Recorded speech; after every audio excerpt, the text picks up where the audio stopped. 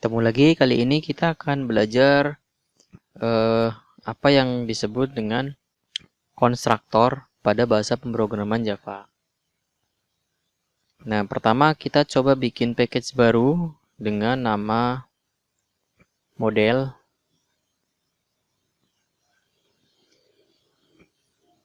Nah, kemudian kita tambahkan new Java class baru, Java class namanya misalkan kita kasih nama mahasiswa. Nah, ini sudah jadi namanya mahasiswa di sini.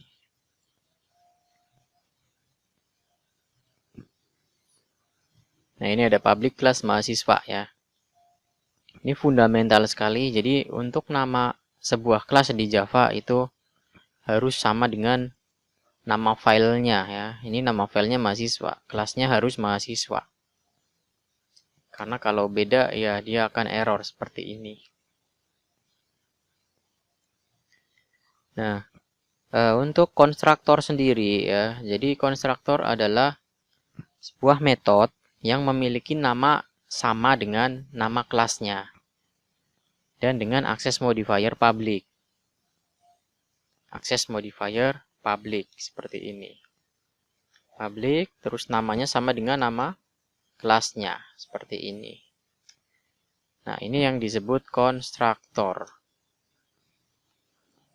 Nah, atau lebih tepatnya konstruktor dengan parameter kosong ya. Jadi ini tanpa parameter. Nah, konstruktor ini berfungsi untuk pembuatan objek ya. Jadi ketika kita melakukan pembuatan objek pada kelas mahasiswa, maka otomatis yang akan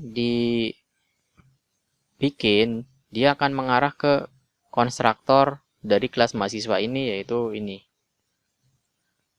Seperti yang sudah pernah kita coba ya di sini, mahasiswa M. Nah,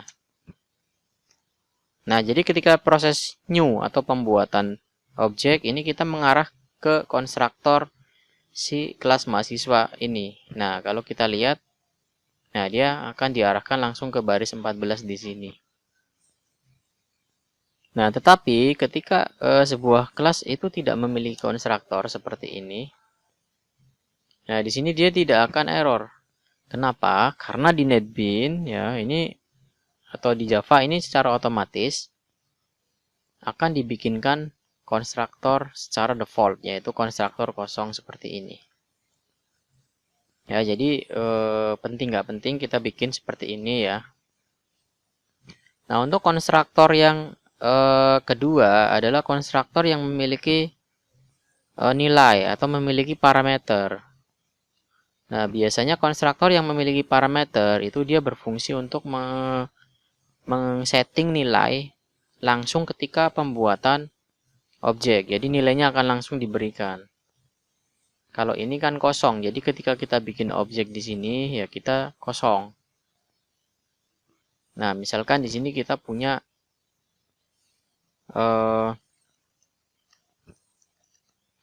string nama seperti ini kosong ya. Nah, baru di sini kita shout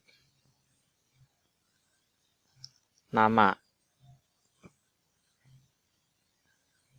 Nah, ketika kita jalankan ya, di sini kan kita sudah bikin. Nah, ini dia null. Kenapa null? Karena nama ini dia tidak di-set isinya ya. Ketika kita set isinya, misalkan seperti ini, kita jalankan lagi. Nah, dia muncul Nur Hidayat karena nilainya sudah ada di sini.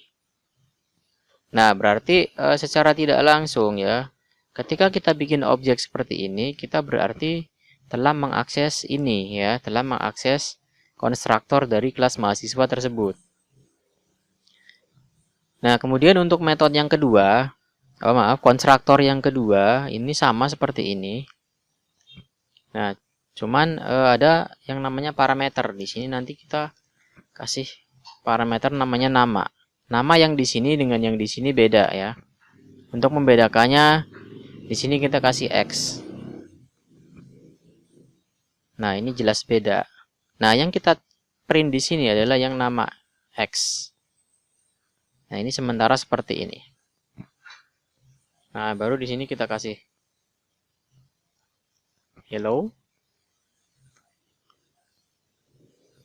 Nah, ketika kita membuat objek dan kita arahkan ke konstruktor yang dengan parameter ini, maka dia nanti akan otomatis menampilkan seperti ini teksnya.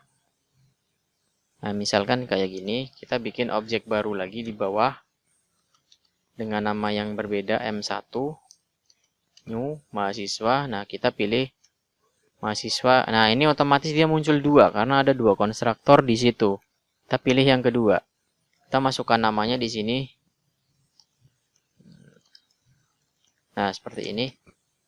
Kemudian kita jalankan.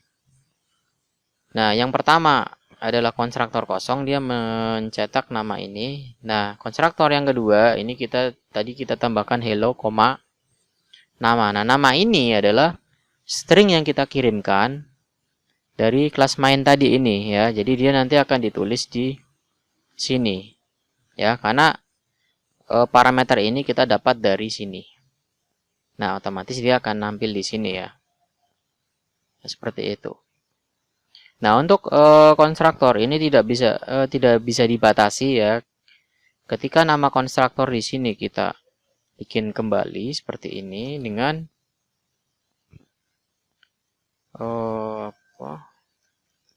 parameter lagi, misalkan nama jurusan. Nah, seperti ini. Ini kita bisa pakai yang ini, bisa pakai yang ini, bisa pakai yang pertama. Jadi bisa banyak juga seperti ini.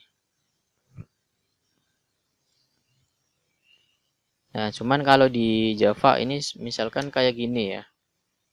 Nah, padahal di sini nama parameternya dia berbeda ya. Di sini nama X, di sini nama, tapi dia akan kebaca sama ya. Ini dibaca, oh ini ada konstruktor dengan parameter string. Satu parameter ya, padahal ini namanya beda. Kalau di Java ini dianggap sama ya. Makanya kalau pengen bikin seperti ini ya kita tinggal tambahkan misalkan string jurusan yang tadi. Nah, ini baru dianggap berbeda ya. Nah, kayak gini. Hello, nama, kemudian kita tambahkan di sini kelas. Oh, maaf, jurusan. Ini kurang plus. Nah, jurusan spasi jurusan. Nah, di sini coba kita masukkan untuk mengisi parameter berikutnya, kita kasih koma.